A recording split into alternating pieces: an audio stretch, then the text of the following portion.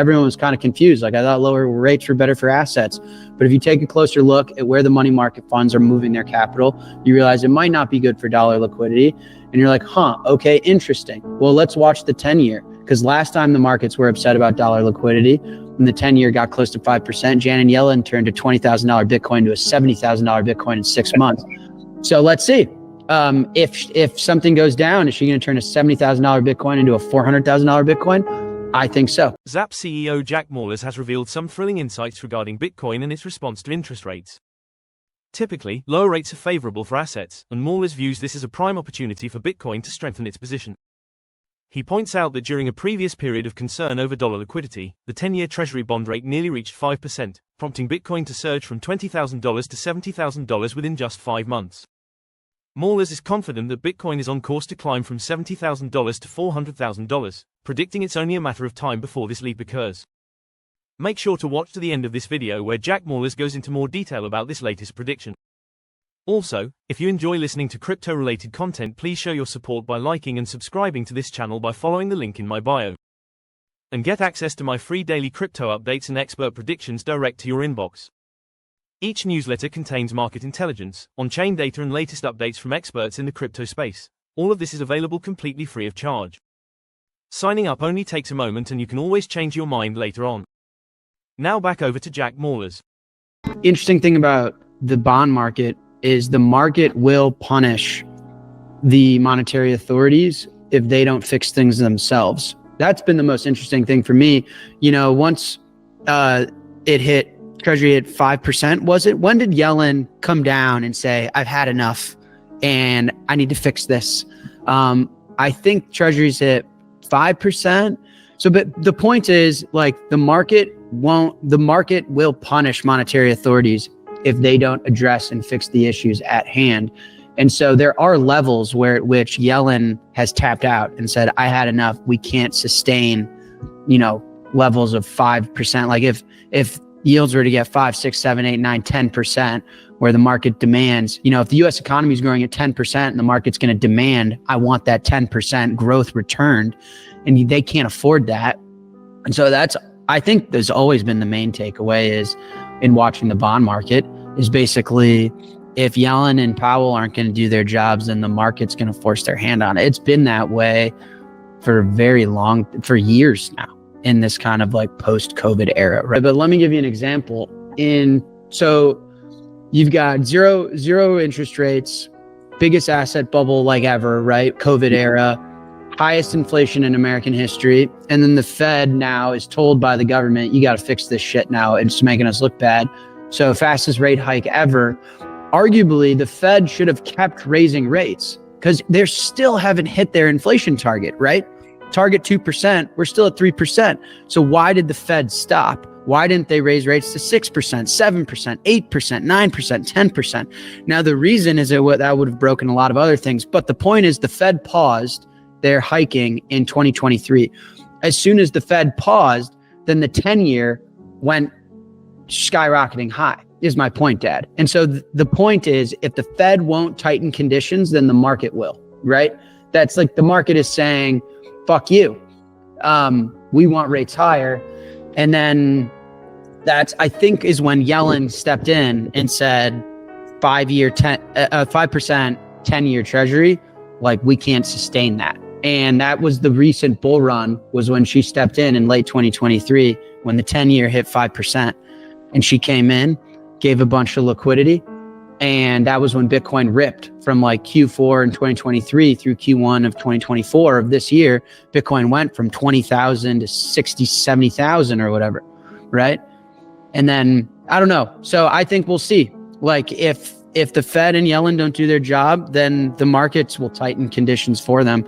And who knows? So first market cycle that we were in, Bitcoin went from 1,200 to 200 over 3 years or something like that. That was a wear you out and a scare you out. I am more convinced that as the asset matures and as time goes on, it becomes easier. There's less volatility. The wear you outs and scare you outs aren't nearly as nauseating and threatening, but there's probably going to be diminishing returns and lesser upside. Obviously, buying Bitcoin 10 years ago. It gives you better returns than buying it 5 years ago. When I first got into Bitcoin, shortly after my dad did, dollar bill did, was Mt. Gox fiasco and the hack. And that was that bear market for everyone, by the way. So that was late 2013 when Gox got hacked and Bitcoin fell from 1,200, I think it was, 1180, the lie or something, all the way down to, it was late 2013 was the high.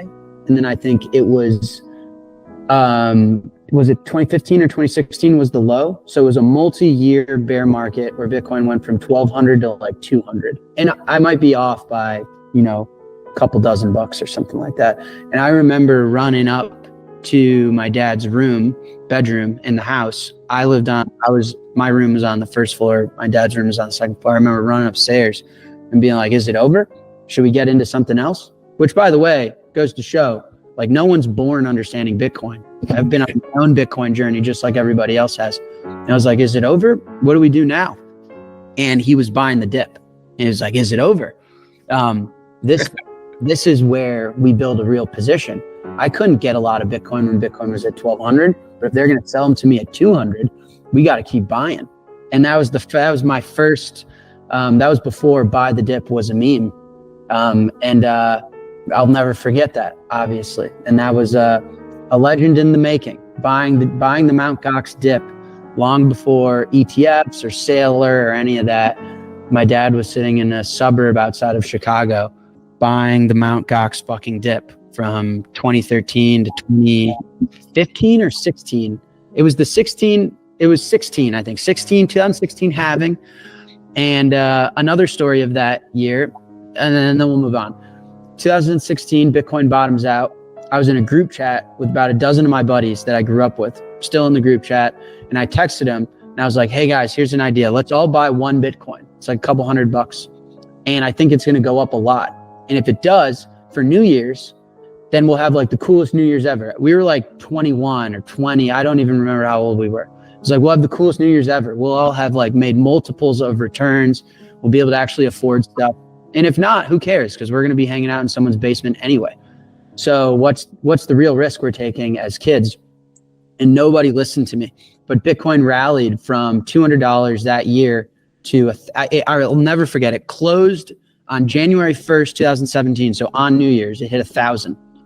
And then 2017 was the famed year where it traded from 1,000 to 20,000 in 12 months. But that bear market bottom was 200, top was 20,000. So that was a 100x on your capital if you were in my childhood group chat. Fundamentally, I hope the takeaway is gold became demonetized when the world and society needed a money that could scale further and faster than your local economy. If you wanted to use gold-backed notes or gold coins to go to your local grocer and your local butcher and your local tailor, that's fine. But if you needed to move money across borders, across the internet, across towns, across countries, then gold needs trust, right? You cannot physically move the gold in an untrusted way. You need to trust your government, you need to trust your banks, you need to trust corporations. And that's when gold became demonetized. And it's not only the fact that you need trust to move the gold, but because you need trust to move the gold, then the concentration of the gold supply is with government, is with banks, which then also doesn't allow it to operate in a truly free market in price discovery. So if government and central banks own all of the gold and you need to trust them in order to be using it as money in the 21st century, then that's when you get demonetization, a divorce from the gold standard. So gold is fine if you're operating an economy of a couple hundred people in a small town in the year 1700, but gold doesn't work as money in the year 2024. And so contrast that and think about what Bitcoin's actually achieved. Bitcoin is not only scarcer, more divisible, more portable, easier to verify, more saleable, but it's able to achieve the properties of money without trust. That's fundamentally what we're talking about here. Like, what did Satoshi Nakamoto say at the end of the day? If trust is required, all these properties are lost. That's what happened with gold. So that was my hopeful takeaway. is that I don't dislike gold. And my approach going into it was, I'm not going to get in a shouting match with Peter. I know they're not going to let me talk a lot. I know he's going to be rude. I mean, I grew up watching his stuff. So I'm going to be polite. I didn't know that they were going to be filming me while he was talking, or else I would have stared at the camera. But he just talks so much, and he says the same shit. I mean, I was checking football scores. I was texting my friends. I mean, I've heard the same shit. So I wasn't trying to be disrespectful. Everyone always speculates that I do drugs or something. I've never actually, speaking of my childhood, I was the only kid in high school that never tried any drugs outside of marijuana. It's the only drug I've tried. But I just heard the same shit. I told myself, I'm going to be polite. I'm going to be straight. I'm going to be kind. I'm going to be sincere. I know I'm not going to talk a lot. I know he's going to interrupt me. I know it's going to be rude, but hopefully I can educate some new people, and it's a scrapbook moment for me. I don't know. I think the takeaway is pretty clear. Like, the main messaging, I think people understand. He doesn't bring any new arguments. It was fun. I don't know, like, if I'd do it again tomorrow, though. And I wasn't trying to be rude while he was talking. Usually in these things, if you're not talking, then they're not filming you. You know, the guy's talking for 15 minutes straight. I don't know why the camera's on me. I'm not going to sit here and stare at the camera. Seriously, it's like, I think there was an NFL game on, I think. I was like, I don't have time for this. Like, he's sitting here saying the most nonsensical stuff. So whatever. Anyway, I digress. I wonder what you guys think about it. Listen, like, I know Sailor and I disagree on this slightly. Like, Sailor, Peter doesn't own a lot of gold, by the way. I think 5% of his portfolio is gold. So he's 95% short gold. By the way, 100% of my liquid capital is in Bitcoin, right? So Sailor's point is, you can't even called Shift Gold or something, isn't he? Yeah, but his point is, gold is money, and I compare gold to the euro, to the dollar. Everything else is an investment. So I'll invest a lot of my capital, and my money is stored in gold instead of the dollar.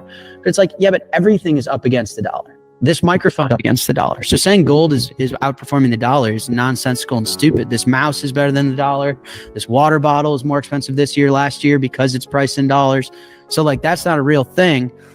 But yeah, he's short gold with all the other shit he owns. He owns stocks. He owns real estate. He owns all sorts of shit that's short gold. So Sailor's point is, you can't take the guy seriously. He's not even long and convicted on the thing that he's shilling. And I agree. But where I think Sailor and I agree is that, at the end of the day, arguably the best use of your time is educating people on Bitcoin. The difference between the world we live in right now and a far better world is more people understanding money and understanding Bitcoin. Jack Mallers. Thanks for watching. Please don't forget to subscribe for news and expert predictions direct to your inbox.